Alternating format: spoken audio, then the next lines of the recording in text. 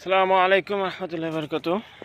যেটা দেখেন আজকে বাংলাদেশ বিমানবন্দর, যেখানে হজরত শাহজালাল ইন্টারন্যাশনাল বিমানবন্দরে ওখানেও আগুন লাগছে আপনার কার্গো সেকশনে।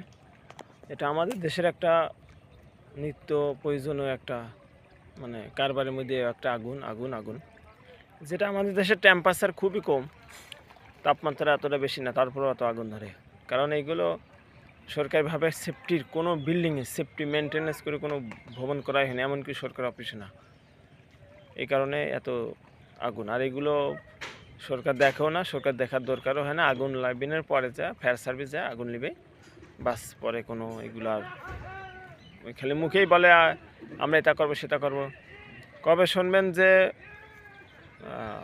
মানে সচিবালয়তের আগে আগুন ধরলে শুনলেন তো কম বেশি, তারপরেও আবার শুনবেন যে বাংলাদেশ ব্যাংক পুড়িয়ে গেছে, সংসদ আপনার এই যেগুলো সরকারি বড় বড় অফিস আছে ওইগুলো পুড়িয়ে যাবে, গার্মেন্টস সেক্টর তো পড়তেছে, এগুলো তো স্বাভাবিক, এগুলো তো খুব একটা আহামারি ঘটনা না। এইভাবে আস্তে আস্তে পড়তে দেখবেন বাংলাদেশের যা আছে মানে একটু লস হবে, ফট করে পুরা দিয়ে চলে যাবে বা পুরা দেবে।